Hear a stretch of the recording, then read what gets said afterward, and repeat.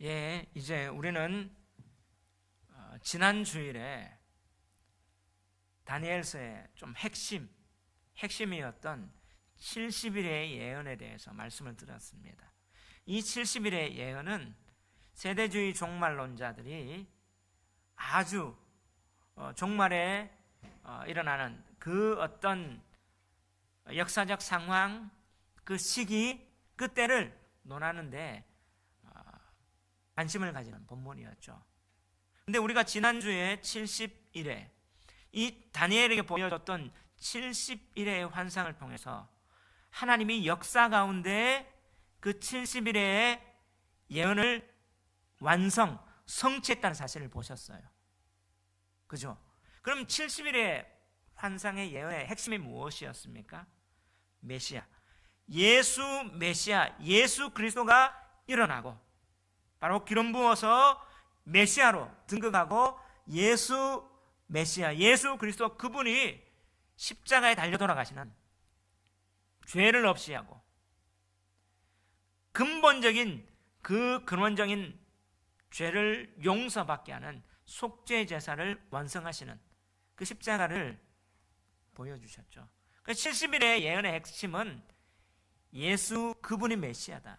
그분이 그 메시아가 오시고 그분이 또 십자가의 속죄제를 담당하여 주셔서 우리의 근본적인 죄악을 용서해 주시는 근본이다. 이 부분을 역사를 통해서 또 하나님께서 다니엘을 보여주셨던 그것이 70일이라는 490년 가운데 성취되었다는 사실을 봤어요. 근데 오늘날 세대주의 종말론자는 마지막 한 일회를 바로 이 메시아를 적그리스도라고 이렇게 해석하면서 바로 세대주의 종말론의 두 가지, 바로 예수님의 이중 재림을 얘기하고 7년 대환란, 이걸 얘기하면서 교회 안에 또 이 세대주의 다양한 문파가 이단으로 나가며 미혹하고 흔들게 만드는 가운데 있습니다. 이제 오늘 다니엘 10장은 세대주의 종말론자가 종말에 있을 큰 징조로 무엇을 말하는가? 바로 큰 전쟁에 대해서 얘기해요. 세대주의자들이 종말에 있을 큰 전쟁에 대해서 얘기하는데 그 종말의 전쟁이 신약의 계시록 보면 성경 전체 단 한 군데 나와 있는 계시록 16장에 있는 아마겟돈 전쟁이 종말의 최후의 전쟁이다, 이렇게 얘기합니다. 바로 세상의 왕들이 모이고 땅의 짐승이 모여서 큰 전쟁을 일으키고 나서 그 후에 예수님이 천년왕국을 일으키시는데, 그래서 종말에 큰 전쟁, 아마겟돈 전쟁이 일어날 거다 하는 이런 주장들을 합니다. 그런데 이 세대주의 이 마지막 종말의 전쟁, 아마겟돈 전쟁, 이런 어떤 부분들이 교회 안에 영향도 미치지만 오히려 교회 밖에 영향도 미쳐서 안 믿는 사람들도 최후의 전쟁하면 아마겟돈 전쟁, 그 영화도 아마겟돈이라는 영화가 나서 바로 지구의 종말의 전쟁을 이렇게 묘사하고 있고, 그리고 이 아마겟돈 하면 백과사전에도 종말의 최후의 전쟁의 대명사로 이렇게 표기될 정도로 영향을 끼쳤어요. 근데 여러분, 아마겟돈 전쟁 들어봤죠? 아마겟돈, 계시록 16장, 우리가 이 다니엘서에 조금 있으면 끝나는데 그 다음 계시록을 묵상할 텐데요, 단 한 군데 있어요, 아마겟돈이라는. 근데 이 계시록 16장의 아마겟돈이 또 계시록 19장에 마지막 전쟁하고 그 전쟁을 이어집니다. 근데 이 아마겟돈 전쟁이 어떤 것인가?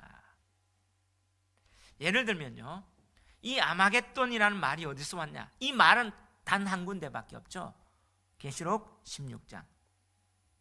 아마겟돈이라는 말은 하무깃도, 무깃도라는 지명이에요. 히브리 말로 하라는 말은 정관사 더, 그 무깃도 그 지명을 얘기해요. 하무깃도를 헬라어로 음명하다 보니까 아마겟돈으로 나와요. 그럼 무깃도는 뭐예요? 고대의 전쟁의 대명사가 무깃도입니다. 왜 그러냐면 여러분, 조미료의 대명사가 뭐예요? 미원. 미원하면 조미료잖아요. 데일밴드 하면 뭐예요? 상처 났을 때 덧대는 이런 반창고의 대명사가, 아주 편리한 반창고의 대명사가 데일밴드죠. 마찬가지로 전쟁의 대명사가 무기또입니다. 왜냐하면 이 무기또라는 지역은요, 애굽이 그 당시에 세계에서 최고의 강한 나라인 애굽이, 그 이집트가 저 바벨론을 치러 올라가기 위한 교차점, 꼭 지나가야 하는 데가 무기또예요. 또 바벨론이 애국까지 지나가려면 그 지정학적 교차로가 뭐예요? 무기또입니다. 무기또는요, 이렇게 양대 세력이 지나가야 하는 교통의 요충지요, 지정학적 교차점입니다. 우리 한반도와 비슷하죠. 해양 세력이 대륙으로 가고 대륙이 해양 세력으로 갈 때 한반도 전쟁이 많이 일어났잖아요. 그런 교차점, 그 지역이 무기또인데, 이 무기또 전쟁이 많이 일어나니까 솔로몬이 그 이스라엘 제일 강할 때 그 무기또 거기에 국고성, 병거성을 세웁니다. 이스라엘 가보세요. 가보면 무기또가 조그만해요. 삼성리보다 더 작은 것 같아요. 거기에서 지금 세대주의자를 말하는 전 세계의 왕이 모이고 짐승이 모이고 상상도 못합니다. 그곳에 보면, 지금 무기또 산에 올라가 보면 솔로몬이 했던 병거성, 그런 어떤 것들을 지금 쭉 볼 수 있어요. 그러면 뭘 얘기해요? 고대의 전쟁의 대명사다, 이런 어떤 의미죠. 자, 그렇다면 정말 세대주의자들이 말하는 아마겟돈, 무기또, 종말의 전쟁이 과연 그런 전쟁일까요? 그런 전쟁의 의미가 진짜 무엇일까요?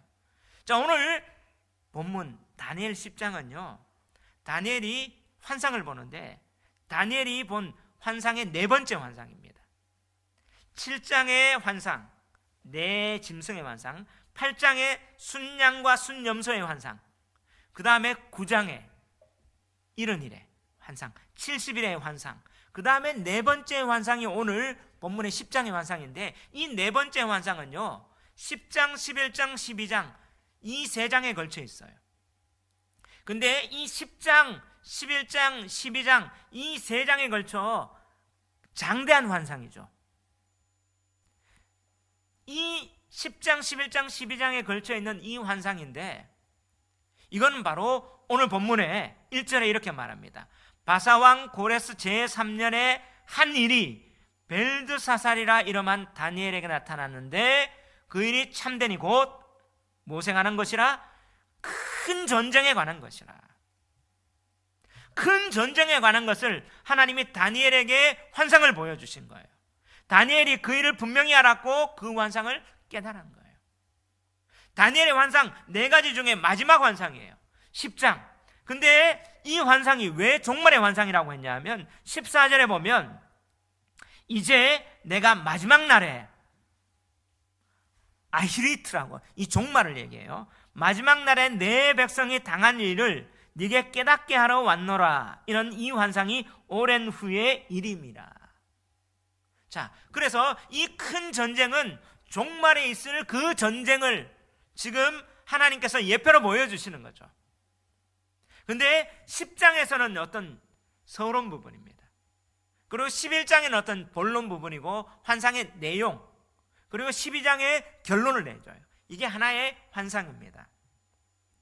자, 그리고 이 다니엘의 이 환상을 거의 대부분의 학자들이, 신학자들은 바로 조금 전에 얘기했던 아마겟돈, 그 전쟁의 종말에 있을 그 전쟁에 대한 예표라고 말하고 있어요.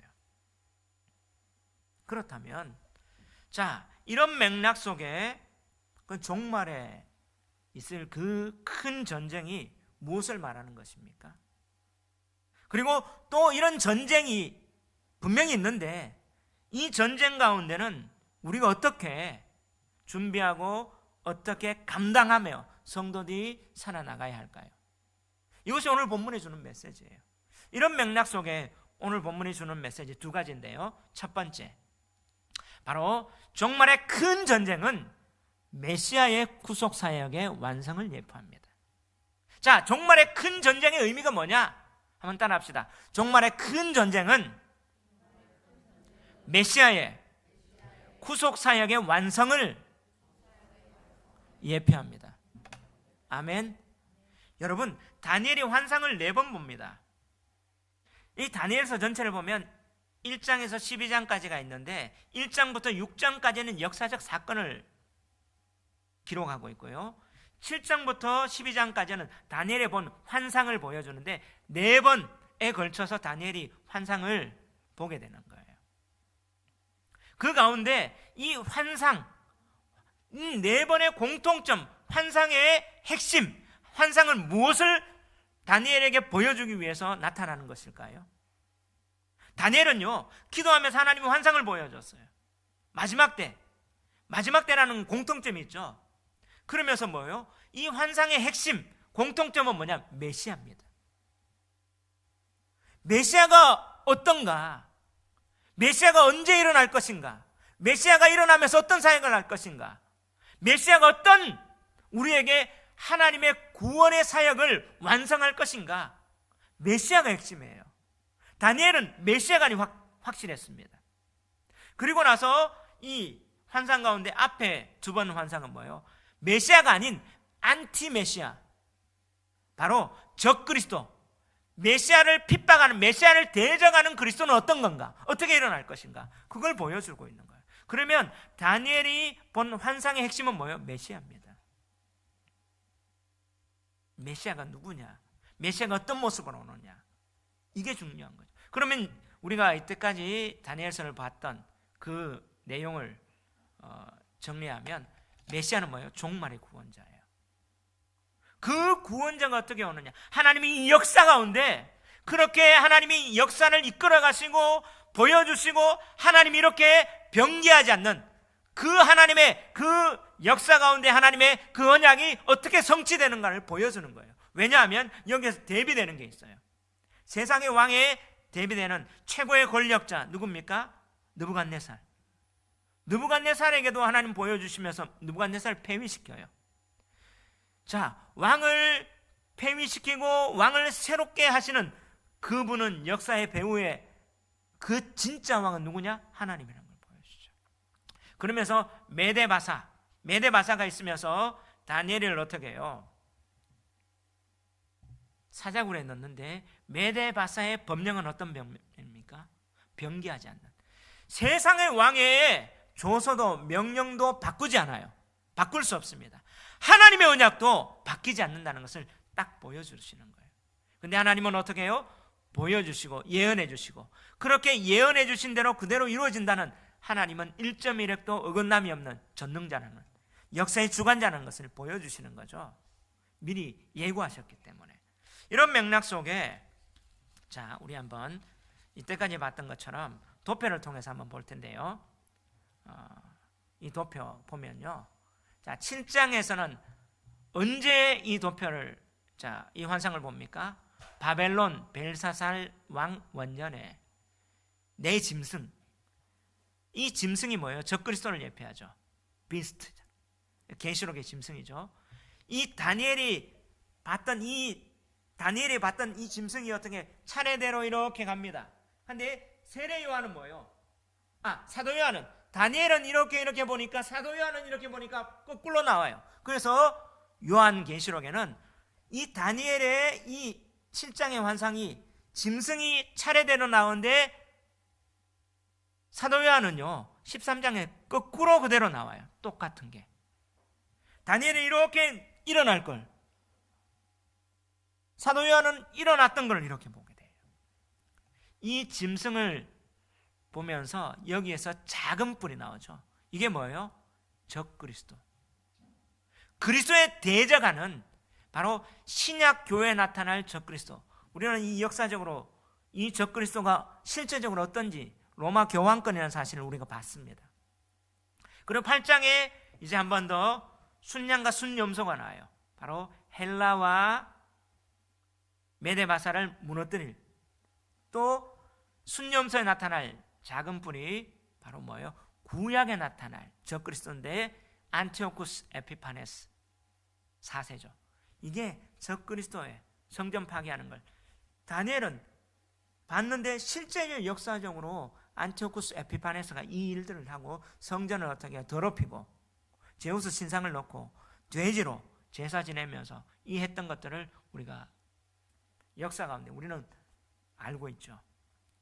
그리고 9장에 70일의 환상, 메대 사람 다리오 왕 원년에 70일의 환상은 뭐예요? 메시아가 일어나고 메시아가 끊어지는, 결국에는 이 메시아가 언제 일어나냐, 이건 뭐예요?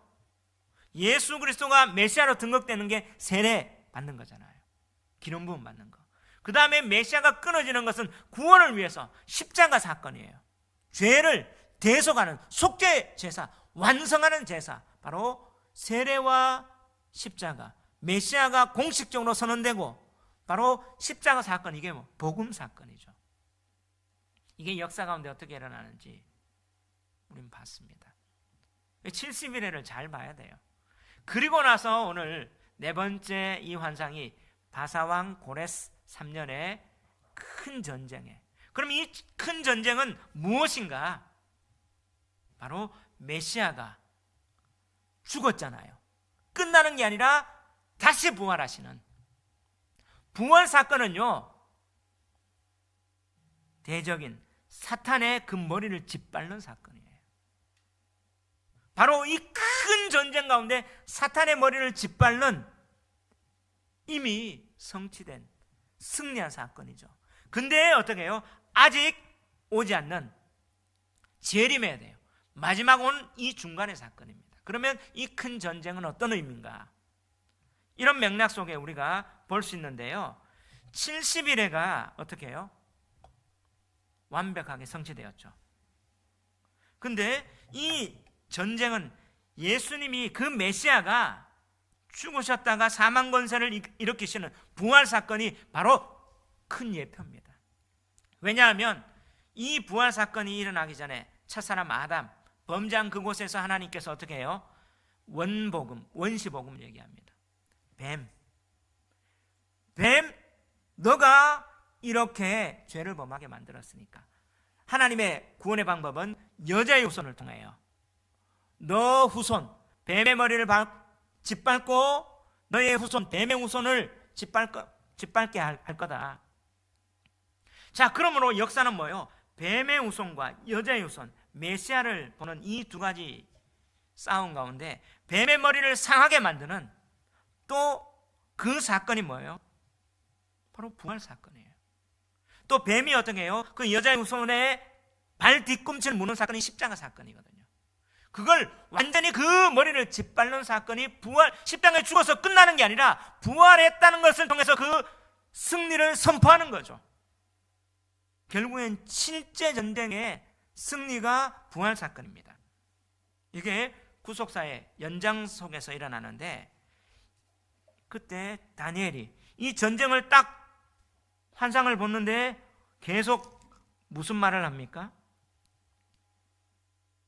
19절에 보면 이렇게 말해요. 이르되 큰 은총을 받은 사람이여 두려워하지 말라.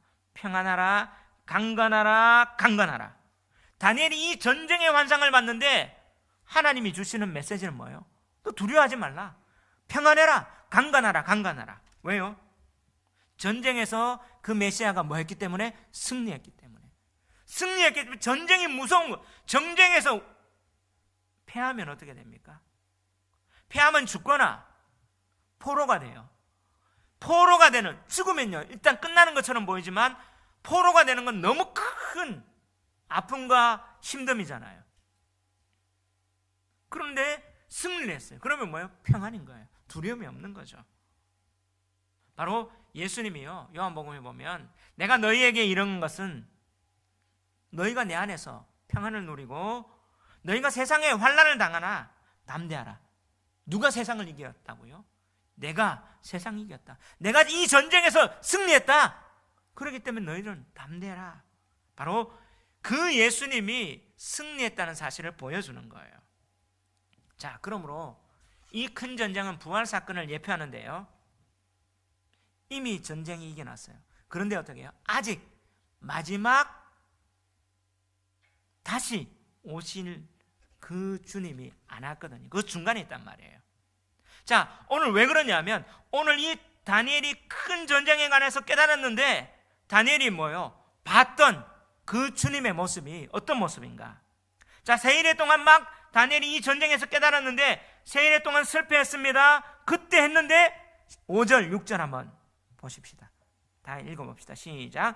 그때에 내가 눈을 들어 바라본즉 한 사람이 세마포 옷을 입었고 허리에는 우바 순금띠를 띠었더라.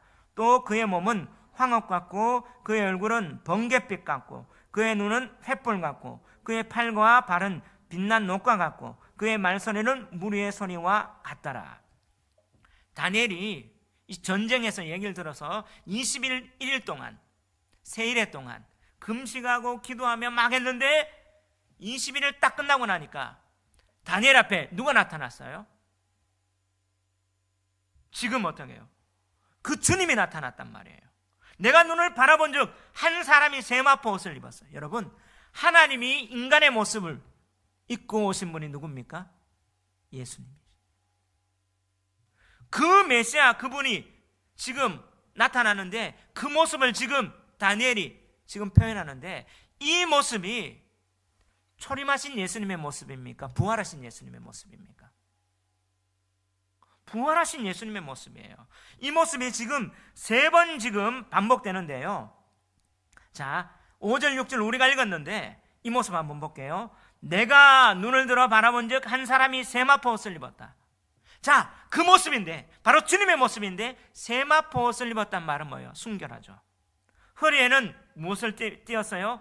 우바스 순금띠를 띄는데 우바스 순금이란 말은 이 우바스는 지명이에요. 아라비아의 지명. 그 우바스 순금이라는 금 중에 금. 예를 들면 우리 도자기 하면 어디예요? 안성 맞춤. 굴비 하면 뭐예요? 영광굴비. 쌀 하면 뭐예요? 이천살. 순금 하면 어디예요? 우바스 순금. 금 중에 금, 쌀 중에 쌀, 최고라는 말이죠. 순금은 뭐예요? 정결한 기준입니다. 정결하고 완벽한 그 주님이 또 그의 몸은 뭐 같아요? 황옥 같고 찬란스럽죠. 빛납니다. 그의 눈은 뭐예요? 횃불 같아요. 모든 것을 막 환하게 밝히고 볼 수 있는 그의 팔과 발은 빛난 놋. 놋은 뭐예요? 심판의 상징이었거든요.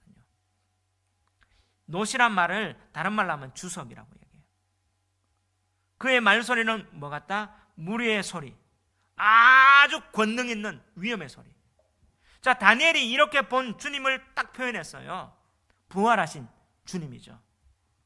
왜 그러냐? 반모섬에 갇혀있던 사도 요한이 계시록 1장에 그 앞에 누가 나타납니까? 주의 날. 오늘 주일날에 부활하신 주님이 나타나요.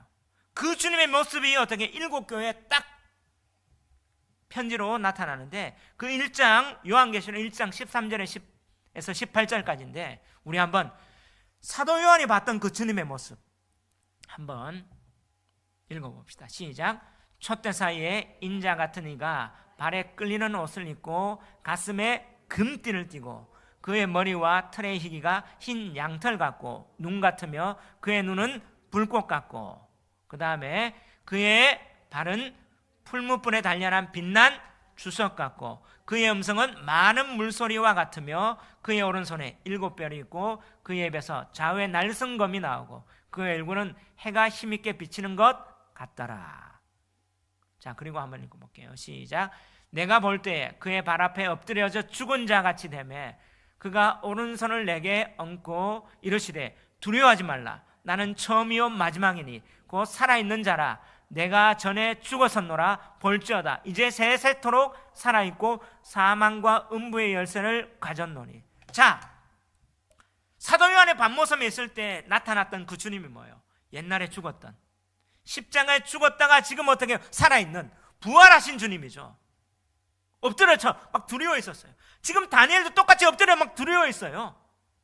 근데 그 모습이 어떤 모습이었어요?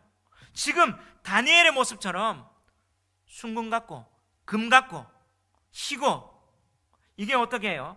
오늘 세마포인데 양털처럼 눈은 불꽃 같고 횃불이고, 그리고 또 뭐였어요? 발은 주석, 똑같은 말이잖아요. 말소리는 많은 물소리, 무리의 소리. 똑같은 모습이 다르게 표현되는 거예요.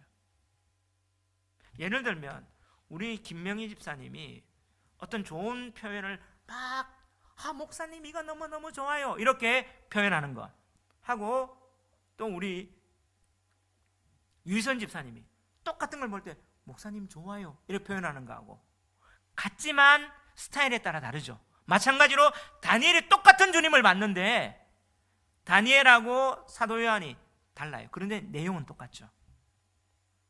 근데 이 주님이, 다니엘이 본 메시아가 초림의 주님이었습니까? 부활의 주님이었습니까? 부활의 주님이었어요. 왜 그러냐? 자, 7절, 8절, 9절 한번 읽어볼게요. 시작. 이 환상을 나 다니엘이 홀로 보았고 나와 함께한 사람들은 이 환상은 보지 못하였어도 그들이 크게 떨며 도망하여 숨었느니라. 그러므로 나만 홀로 있어서 이 큰 환상을 볼 때 내 몸에 힘이 빠졌고 나의 아름다운 빛이 변하여 썩은 듯하였고 나의 힘이 다 없어졌으나 내가 그의 음성을 들었는데 그의 음성을 들을 때 내가 얼굴을 땅에 대고 깊이 잠들었다. 지금 사도 요한이 부활의 주님을 봤을 때 그 모습하고 똑같죠. 마찬가지로 이 다니엘이 뭐예요? 지금 사도 요한이 봤던 그 주님의 모습, 부활의 주님을 지금 본 거예요. 미리 본 거죠. 근데 또 오늘 이 환상을 봤는데 다니엘하고 다른 사람들이 있었어요. 히데겔 강검처에. 다른 사람들은 봤습니까? 못 봤습니까? 주님은 나타났는데 보지는 못했어요. 근데 이 주님이라는 사실은 분명히 다른 사람들도 알았어요. 떨고 야, 이 놀라운 주님이다 라는 사실을 알았는데 딱 누구만 봤습니까? 다니엘. 신약에 이런 사건이 있었죠. 누굽니까? 다메섹 도상으로 바로 예수 믿는 교회를 핍박하러 가던 그 사울이 주님을 봅니다. 다른 사람은 다 엎드려요. 근데 그 사울이 부활하신 주님 보고 자기만 본 거잖아요. 그 모습 앞에 변화된 것처럼 오늘 어떻게 해요? 다른 사람도 봤지만 다른 사람은 없지만 봤던 것처럼 바로 바울이 그 주님을, 부활의 주님을 본 것처럼 다니엘도 똑같이 봐요. 오늘 이 주님은 뭐예요? 부활의 주님입니다. 바로 이 종말의 전쟁은 그렇다면 무엇을 얘기합니까? 십자가에 죽으시고 부활하신, 전쟁에서 승리하신 예수님을 예표하는 거예요. 아멘. 그러므로 종말의 전쟁은요, 아마겟돈, 그게 아니라 뭡니까? 십자가에서 부활한 큰 전쟁이 바로 승리에 대한 예표인 거예요. 근데 이 전쟁이 끝나지 않았고 예수님이 어떻게 해요? 다시 오십니다. 구름 타고 오는 것처럼 바로 인자라는 표현을 써요. 다니엘 7장 13절에 구름 타고, 마지막 예수님이 그렇게 오신다고 했는데 그 인자라는 표현이 어디 나옵니까? 16절에 이 주님을 다니엘은 3번을 표현을 다르게 씁니다. 16절에 그 주님을 어떻게 얘기하냐면 다 같이 한번 읽어봅시다. 시작. 인자와 같은 이가 있어 내 입술을 만진지라 내가 곧 입을 열어 내 앞에 서 있는 자에게 말하여 이르되 내 주여 이 환상으로 말미암아 근심이 내게 더함으로 내가 힘이 없어졌나이다. 내 몸에 힘이 없어졌고 호흡이 남지 아니하였사오니 내 주의 이 종이 어찌 능히 내 주와 더불어 말씀할 수 있으니까. 18절 시작. 또 사람의 모양 같은 것 하나가 나를 만지며 나를 강건하게 하여 이르되 큰 은총을 받은 사람이여 두려워하지 말라 평안하라 강건하라 강건하라. 그가 이같이 내게 말하매 내가 곧 힘이 나서 이르되 내 주께서 나를 강건하게 하셨사오니 말씀하옵소서. 자, 오늘 다니엘이 봤던 그 주님이 뭐예요? 인자 같으니, 바로 사람 모양 같은, 그리고 어떻게 지금 세마포선을 일고 쫙 있던 그분, 다니엘 속에 인자 같은 이가 어떤 모습입니까? 7장 앞에 한번 봅시다. 7장 13절 한번 읽어봅시다. 시작. 내가 또 밤 환상 중에 보니 인자 같은 이가 하늘 구름을 타고 와서 옛적부터 항상 계신 이에게 나아가 그 앞으로 인도되매. 할렐루야. 이 마지막 종말에 바로 메시아가 그의 나라를 완성시키는 걸 지금 환상을 본 거잖아요. 인자를 누가 씁니까? 예수님이 신약 성경에 80번 이상 써요. 그러면 이 인자 같은 이가 바로 예수님인데, 다니엘에 본 그 예수님의 모습이 뭐예요? 부활해서 승리하며 통치한, 이 승리한, 전쟁에서 승리한 이 예수님, 부활이, 이 권세를 다니엘이 본 거예요. 그렇다면 마지막 큰 전쟁은 어떤 전쟁이냐? 십자가에서 부활을 통해서 어떻게 해요? 그 대적의 머리를 깨뜨리는 그 전쟁의 승리를 보여주는 겁니다. 할렐루야. 그러므로 아마겟돈 전쟁은 세대주의자들이 말하는 마지막 제3차 대전, 그게 아닙니다. 바로 뭐예요? 부활 사건을 통해서 우리에게 일어날 영적 전쟁을 보여주는 거예요. 바로 이미 그 부활 사건, 큰 전쟁에 승리를 했는데 바로 인자 같은 이가 재림 때 오신잖아요. 그분이 사도행전 1장에 보면 인자 같은 이가 구름 타고 온다고 해요. 계속 계시록에 마지막 올 이때, 그때 우리에게 이 큰 전쟁에 승리를 주셔서 우리에게 남겨준, 이미 그 전쟁에 승리를 했지만 아직 완성되지 않는 이 이미와 아직의 중간에 있는 우리에게 주는 영적 전쟁이라는 사실을 말해주는 거예요. 그런데 이 영적 전쟁은 예수님이 승리했기 때문에 우리도 이 승리를 믿으며 어떻게 해요? 매일매일 싸워나가야 돼요. 다시 오실 때까지. 그래서 사도 바울은요, 이 큰 전쟁을 어떻게 얘기하느냐? 에베소서 6장 12절 13절에서 이렇게 말합니다. 한번 다 같이 한번 읽어봅시다. 시작. 우리의 씨름은 혈과 육을 상대하는 것이 아니요 통치자들과 권세자들과 이 어둠의 세상 주관자들과 하늘에 있는 악을 영들을 상대함이라. 그러므로 하나님의 전신갑주를 취하라. 이는 악한 날에 너희가 능히 대적하고 모든 일을 행한 후에 서기 위함이라. 할렐루야. 아멘. 자, 그러므로 종말의 큰 전쟁은요, 그냥 세대주의자가 얘기하는 아마겟돈, 그게 아니라 매일매일 치르는 그 영적 전쟁인데, 주님이 그 부활 사건을 통해서 큰 전쟁에 승리했어요.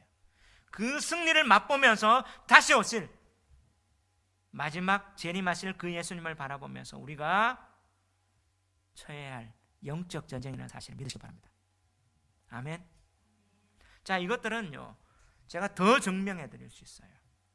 그러면 이 영적 전쟁을 우리가 어떻게 감당해야 될까요? 이게 두 번째 질문이죠. 오늘 이런 맥락 속에 두 번째 메시지, 바로 큰 전쟁, 곧 영적 전쟁을 감당하기 위해서는 끝까지 하나님을 의지하기로 결심해야 됩니다. 자, 한번 따라합시다. 큰 전쟁, 곧 영적 전쟁을 감당하기 위해서는 끝까지 하나님을 의지하기로 결심해야 됩니다. 아멘. 자, 다니엘이 이 큰 전쟁의 말씀을 깨닫고 그가 한 게 뭐예요? 기도한 거였죠. 자, 그는 하나님 앞에 내가 이 말씀 가지고, 이 기도 가지고 끝까지 간다. 왜냐하면, 자, 20절 21절 한번 봅시다. 시작. 그가 이르되 내가 어찌하여 내게 왔는지 네가 아느냐? 이제 내가 돌아가서 바사 군주와 싸우려니와 내가 나간 후에 헬라의 군주가 이를 것이라. 오직 내가 먼저 진리의 거래에 기록된 거로 네게 보이리라. 나를 도와서 그들을 대항할 자는 너희의 군주 미가엘 뿐이라. 자, 지금 뭐요? 이것을 환상을 보여주시고 예수님이 계속 이 전쟁을 이끌어 나가는데, 오직 내가 먼저 어디에 기록됐어요? 진리의 걸, 성경 하나님 말씀에 기록된 거로 네게 보인 거다. 그럼 네가 어떻게 해야 되냐? 이 말씀 붙잡고 기도하고, 이 말씀 붙잡고 영적 전쟁에 승리하기 위해서 애쓰라. 그리고 너에게 뭘 보낸다? 미가엘. 미가엘은 뭐예요? 천군이에요. 자, 다니엘서 보면 천사 이름이 나옵니다. 9장에 기쁨의 소식을 전하러 누가 왔죠? 가브리엘. 2번 왔죠. 가브리엘은 메신저죠.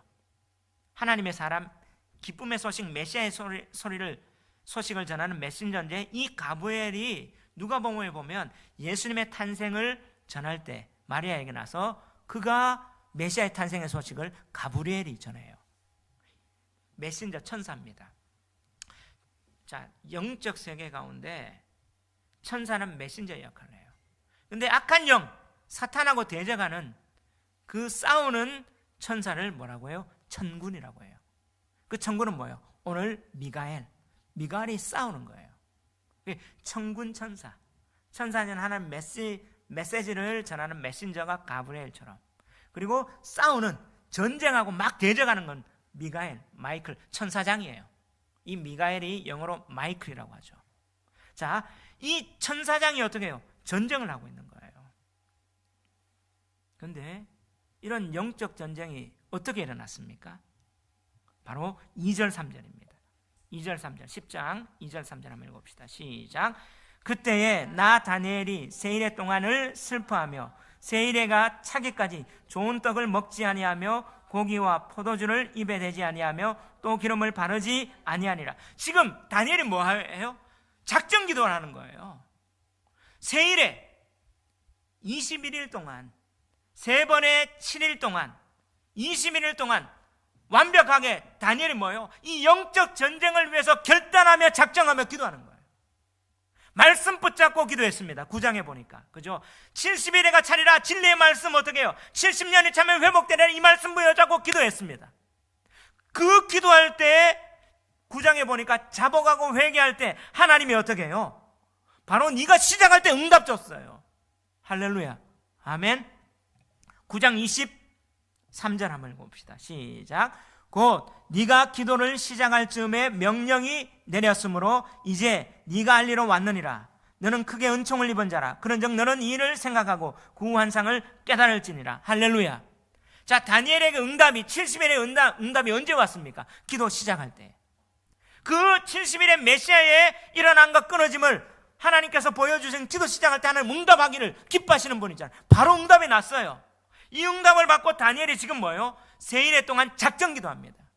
이 메시아가 일어나고 그 다음에 어떻게 끊어지는 이 마지막 이 영적 전쟁, 큰 전쟁을 어떻게 감당할 것인가 작전 기도한 거예요. 세일의 동안. 자, 9장에는 기도했습니다. 10장에 뭐예요? 금식을 하며 영적 전쟁 가운데 이렇게 기도합니다. 근데 다니엘이 이렇게 기도를 시작할 때가 언제였습니까? 4절에 보면, 자, 그러면서 이 환상을 보는데요. 4절 시작. 첫째 달 24일에 내가 히데겔이라는 큰 강가에 있었는데, 이 히데겔에서, 이 강가에서도 누가 봐요? 에스겔도 환상을 보고 다니엘도 환상을 봅니다. 원래 다니엘은 수상궁에 있었고 바벨론의 큰 도성에 있는데 하나님이 기도하며 금식했어요. 지금 어떻게 해요? 이 히데겔에서 봤다는 말은 에스겔이 어떻게 해요? 그 포로 수용소처럼 제사장이었지만 그 포로에 있는데 그 가운데서도 기도하는데 하나님이 영적으로 같이 지금 모으시는 거죠. 그런데 시기가 언제였습니까? 첫째 달 24일에. 첫째 달은요, 히브리 원력으로 보면 아비벌이에요. 바로 그들은 유월절이 있던데요. 바로 바벨론 시대는 니산월이라고 하는데, 이때는 뭐예요? 유월절을 기념하는 절기였어요. 그 24일에 이 환상을 봤는데 21일 동안 기도했으니까 언제예요? 첫째 달 3일에. 이제 유월절이 시작될 때, 유월절은 어떤 것을 의미합니까? 그 절기가 시작하는 민족에 해방되는 거죠. 하나님의 구원이 일어나고 애굽을 심판하고 하나님께서 그들을 출애굽한 그 사건을 기념한, 하나님이 살아있습니다. 하나님이 그렇습니다. 아무리 애굽이 강하고 세상이 강하더라도 하나님께서 그렇게 천사를 보내서 심판하시며 하나님의 백성을 구원하는 그 구원을 기억하는 날, 그때 결단하면서 하나님, 그 역사가 오늘 우리에게 일어나십시오. 또 제2의 출애굽을 바라봅니다. 하나님 약속하셨던 그 메시아를 바라보며 우리에게 하나님, 이 바벨론에서, 이 메대에서, 이 바사에서 하나님 회복시켜 주시고 해방시켜 주십시오 하며 작정하며 금식했어요. 기도하는 21일째. 그때 기도했는데 하나님은 이런 다니엘의 결단과 작정과 기도, 거룩한 행동을 받으셨습니다. 그렇다면 오늘 우리가 어떻게 영적 전쟁을 해야 되느냐? 작정 기도하는 거죠. 하나님, 이 상황이 어렵습니다. 어려운 가운데 작정 기도하는 것, 다니엘처럼 결단하며 기도하는 것 필요합니다. 제가 신학교를 딱 가고, 신학교 가기 전에 하나님께서 주시는 여러 가지 큰 은혜를 받았어요. 신학교 합격하는 꿈도 꿨고, 꿈은 제 아내가 꿨죠. 그리고 어떻게 저한테 확신도 주셨고, 여러 가지 영적 체험도 많이 했습니다. 딱 신학교 가면서 어떻게 해요? 철학을 공부하고 신학을 공부하고 나니까 어떻게 학문적으로 접근하다 보니까 제게는 이런 마음이 있었어요. 작정기도 필요한가? 지금 여러 가지 하는 어떤 교회 안에 있던 성도들이 하는 여러 가지 어떤 것들이 자꾸 회의적인 마음이 들더라고요. 그냥 기도하면 꼭 작정기도 해야 되나?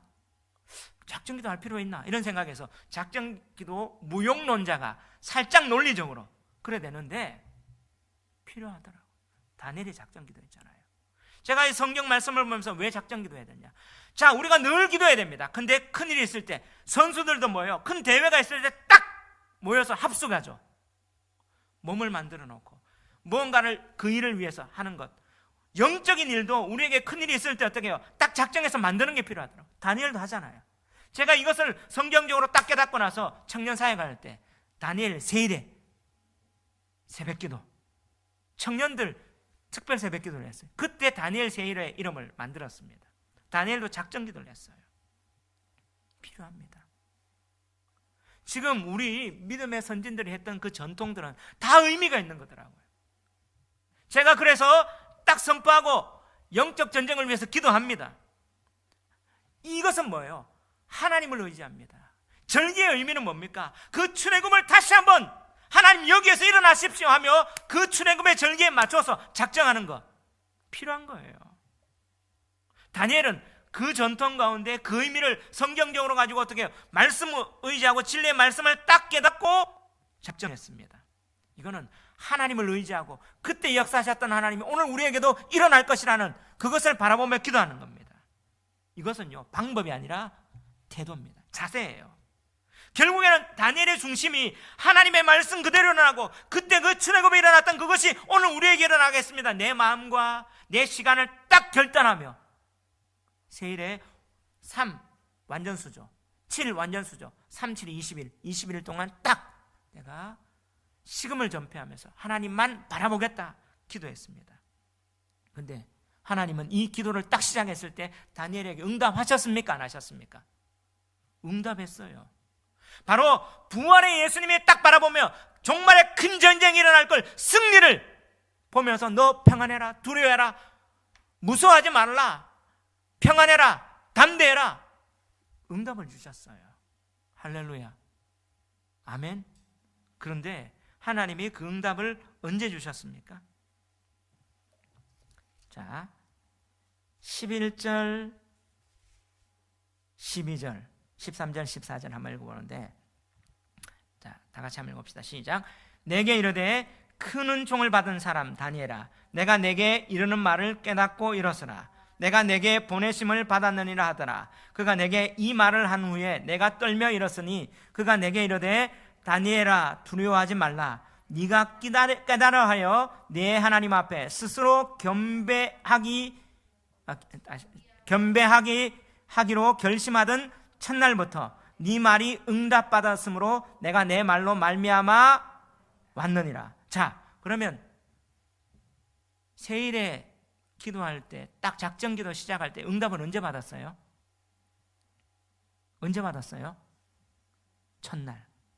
우리가 9장에도 보니까 하나님 앞에 잡아가고 회개하고 딱 기도할 때 응답 언제 받았어요? 70일에도 시작할 때 하나님 응답 주려고 천사를 보냈잖아요. 자, 우리가 하나님만 바라봅니다 하면 딱 마음하고 기도하면요, 하나님 언제부터 줘요? 첫날부터. 하나님은 우리에게 기도에 응답하기를 원하시는 거예요. 내가 기도했기 때문에 응답하시는 게 아니라 하나님은 우리 자세를 바라는 거예요. 내가 작정합니다, 하나님만 바라봅니다, 이 말씀 믿습니다. 하나님 과거에 그렇게 역사하셨던 하나님 오늘도 살아서 역사하실 겁니다. 하나님은 바라보겠습니다. 딱 작정하고 기도하면 하나님은 응답하십니까? 안 하십니까? 응답해요. 그래서 우리의 기도는 우리의 공로, 내가 금식하기 때문에, 내가 노력했기 때문에 아니라 하나님은 그 마음 받으시고 응답하시는 분이에요. 아멘. 근데 그 응답이 언제 일어납니까? 13절 14절 시작. 그런데 바사 왕국의 군주가 21일 동안 나를 막았으므로 내가 거기 바사 왕국의 왕들과 함께 머물러 있더니 가장 높은 군주 중 하나인 미가엘이 와서 나를 도와주므로 이제 내가 마지막 날에 내 백성이 당한 일을 내게 깨닫게 하려 왔노라. 이는 이 환상이 오랜 후에 일임이라 하더라. 할렐루야. 응답이 딱 하는 첫날부터 있는데 다니엘에게 응답은 언제 왔어요? 21일 후에, 세일의 후에 왔어요. 하나님은 이미 시작할 때 딱 작정하고 시작할 때 응답을 줬습니다. 근데 다니엘에게 실제적으로 응답이 언제 왔어요? 21일 후에, 3주간 후에 왔어요. 왜 그랬어요? 왜 21일 후? 자기는 21일 동안, 세일의 동안 작정했는데 그 이유가 오늘 두 가지 설명하죠. 바로 하늘의 전쟁 때문이라는 거예요. 하늘의 전쟁, 이게 영적 전쟁이에요. 다니엘이 땅에서 기도합니다. 땅에서 기도하면 전쟁은 어디 있어요? 하늘에서 있습니다. 기도는요, 땅과 하늘을 잇는, 하나님하고 소통하는, 하나님께서 우리에게 주신 그 소통의 통로라는 사실을 믿으시기 바랍니다. 땅에서 기도했는데 전쟁이 어디 있어요? 하늘에 있어요. 그러므로 큰 전쟁은 어디 있습니까? 하늘에서, 우주에서 미가엘과 사탄하고 전쟁이 일어난다는 사실이에요. 하나님의 백성이, 하나님의 사람이 기도하면 영적 전쟁, 하늘에서 전쟁이 일어난다는 거예요. 자, 이게 어디에서 나타납니까? 욥기에도 있어요.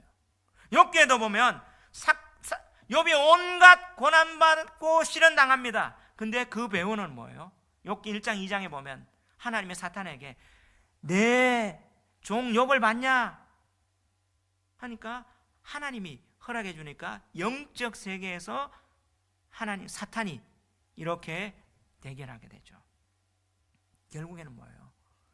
이 땅에 일어나는 이 사건은 하늘에서 전쟁이 일어난 거예요.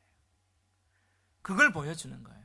하나님의 응답이 드디어 오는데 이 땅에서 일어난 사건은 하늘에서 전쟁이 일어나는, 그러므로 큰 전쟁은 뭐예요? 하늘의 전쟁입니다. 이게 영적 전쟁이에요. 실제로 우리에게 겪는 것은 하늘에서 전쟁이 일어나고 사탄과의 전쟁이 일어나서 우리에게 일어나는 겁니다. 그 전쟁 때문에 21일 동안 미가엘이 사탄하고 전쟁한다고 그렇게 늦어진 거예요. 근데 하나님은 그렇다면 사탄에 의해서 좌지우지 당하는 그런 분입니까? 아니요. 욥기에도 보면 하나님이 허락해 주는 거죠.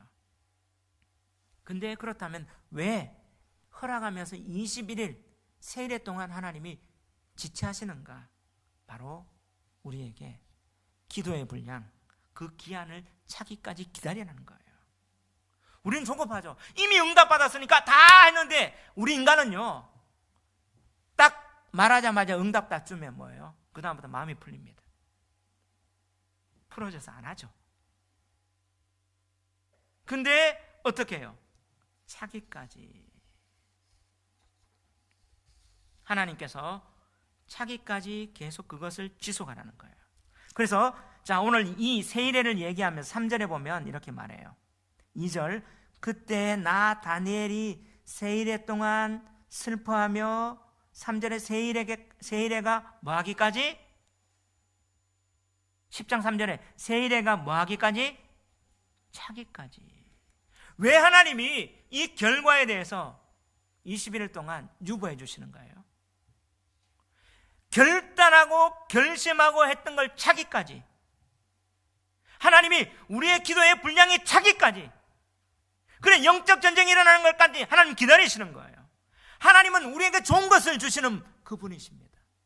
그런데 우리도 기도하기를 원하는 거예요. 그래서 14절에 이제 내가 마지막 날에 내 백성이 당한 일을 네게 깨닫게 하려 왔다. 다니엘을 통해서 우리에게 지금 이 일들을 보여주기 위해서, 다니엘이 샘플입니다. 이게 하나님께서 우리에게 주신 거룩한 조치예요. 자, 응답 빨리 주셨다면 우리는 그 기한을 다 채우지도 않아도 된다. 마음이 풀어졌을 거예요. 근데 우리가 다니엘을 통해서 그 분량을, 그 기한을 다 채우면 뭐예요? 하나님이 하셨다 인정되고, 그 기한을 채우는 가운데 우리의 어떤 악한 것들, 인간적인 것들이 하나씩 하나씩 빠져나갑니다. 누구만 의지하게 돼요? 하나님만 의지하게 되는 기간이 필요한 거예요. 그래서 하나님은 이미 응답하기를 원했지만, 9장에도 이미 응답하기를 원했지만 세일의 동안 차기를 바라시는 거예요. 저는 이 사실을 한번 보면서 하나님 응답 주시기를 원하는데 분량이 차기를 원하는구나.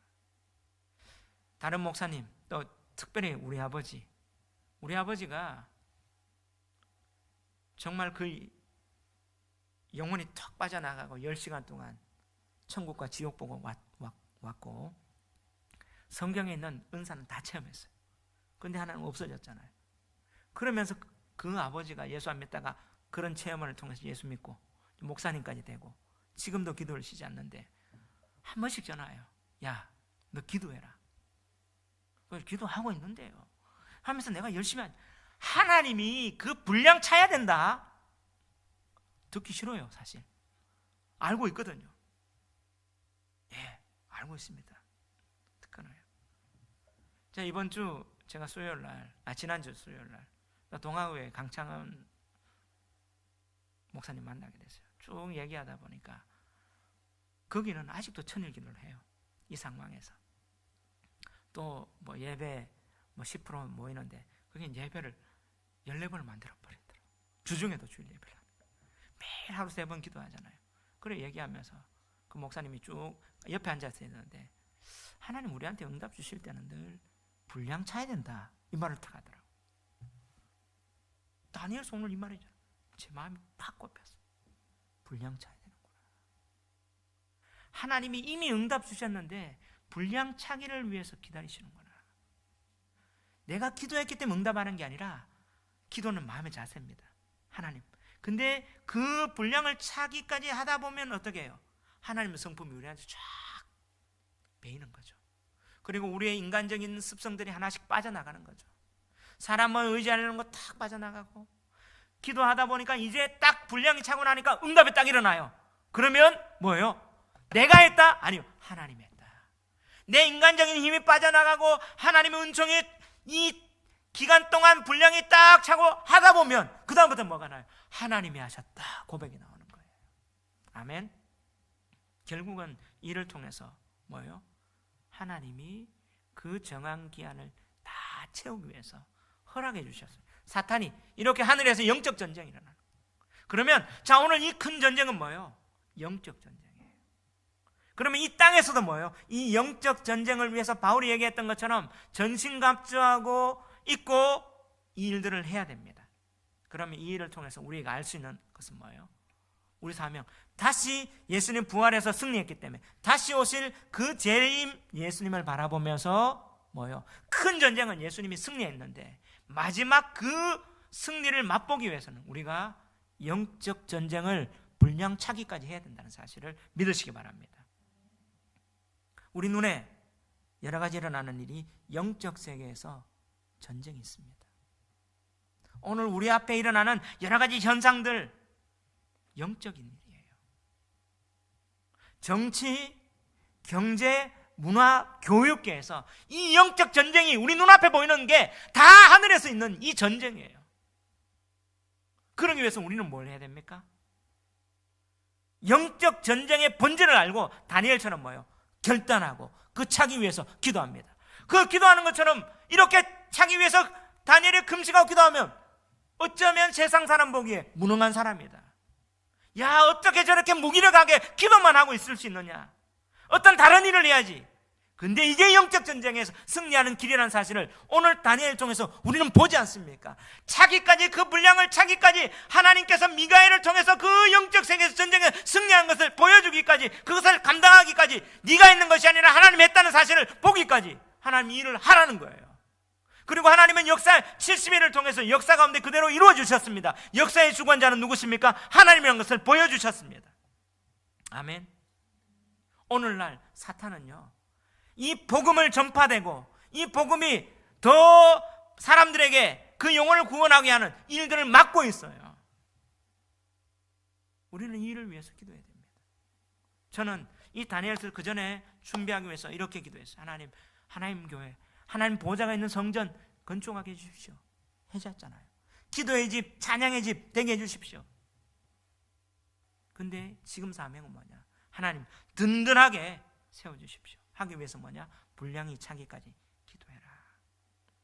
하나님은요 이미 응답 주셨어요. 첫날부터 이미 우리 기도에 귀를 기울이고 계십니다. 아멘. 근데 분량이 차는 날 천사장 미가엘을 보내주실 겁니다. 자, 이 이야기하고 마치겠습니다. 미국의 대부호였던 록펠러죠. 이 록펠러가 어떻게 부자가 됐냐? 그 일화가 있는데요.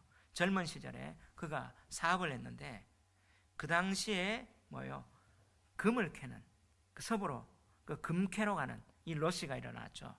근데 록펠러도 서부로 갔어요. 그러면서 한 광산을 사게 됩니다. 친구로부터 사는데 이 금광에 자기 있는 돈 그리고 또 대출 받아서 빚을 내서 딱 샀는데 파보니까 믿고 샀는데 사기를 당한 거예요. 그 전에 금을 다 캐버리고 이제 금이 거의 없어요. 파보니까 금이 없어요. 자기의 모든 전 재산과 받을 수 있는 빚을 다 걷어샜는데 결과가 뭡니까? 시간이 지나갑니다. 힘들죠. 빚독촉이 옵니다. 그리고 광부들의 임금이 체불됩니다. 그래서 막 반란이 일어나고 폭동이 일어납니다. 그때 록펠러가 얼마나 힘들었겠어요. 자기 모든 걸 투자했는데 믿고 샀는데 너무 괴로운 나머지 그 광산 깊은 데 들어가서 기도하다가 내가 죽으리라 죽고 싶은 심정이었을 거예요. 저도 이렇게 한번 압박을 받아 보니까 그 심정을 어느 정도는 알겠더라고요. 차라리 천국 갔으면 좋겠다. 그런 심정으로 이렇게 기도를 하면서 하나님 내게 왜 이 시련 줍니까? 하나님 왜 이래 그럽니까? 근데 그 기도하는 가운데 처절하게 했겠죠. 갑자기 마음에 한 음성이 들대. 때가 되면 열매를 거두리라. 그러나 지금은 더 깊이 팔 때다. 팔려면 재정이 더 들어가야 돼요. 이걸 더 유지하려면. 근데 금은 없어요. 파도. 근데 때가 되면 더 깊이 판대요. 자, 기도하면서 났던 그 음성의 말을 듣고 자기의 그 마지막 힘을 다 모아서 모든 것을 해가지고 더 깊이 팠는데 갑자기 펑 하는 소리가 들리면서 시커먼 물이 탁 터지는 거예요. 뭐였습니까? 금이 아니었죠. 석유였어요. 자, 산업혁명이 일어나고 전기기관차가 발달하고 록펠러가 있을 때 그 19세기, 18세기, 19세기 말 많은데 그때 서부와 동부에 어떻게 해요? 철도가 일어나는데 뭐가 필요했어요? 석유가 필요했어요.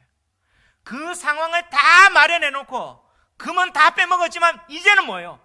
석유를 통해서 하나님이 이루시는데 그 금광에서 금은 다 없었지만 마지막 석유를 터뜨리면서 석유 사업을 해서 록펠러가 세계 최고의 부자가 됐어요. 이걸 통해서 무엇을 알 수 있습니까? 하나님이 그 귀한 차기까지는 기다리시는 거예요. 이미 응답은 하나님은 알고 계셨어요. 근데 그 차기까지 기다릴 때 얼마나 힘들었겠어요. 그럼에도 불구하고 차기까지 기도의 시간을 통해서 하나님이 하셨다는 걸 알 때 록펠러는 그 모든 이 재정의 주권자는 하나님입니다 하며 자기가 그러면서 자기 이 모든 것들을 하며 하나님 앞에 나가는 그 모습을 보게 됩니다. 이걸 통해서 오늘 이 마지막 전쟁은요 세대주의 그 아마겟돈도 아니고 영적 전쟁 오늘 우리에게 매 삶에 주어졌습니다. 예수님이 부활하시고 다시 오실 그 중간에 이미 아직 가운데 우리가 살아있어요. 근데 우리가 뭘 해야 됩니까? 이 영적 전쟁에서 기한이 차기까지 끝까지 결단하며 말씀을 바라보며 기도하며 나갈 때 하나님이 우리에게 이 사명 감당하면서 이끌어 주실 거라고 저는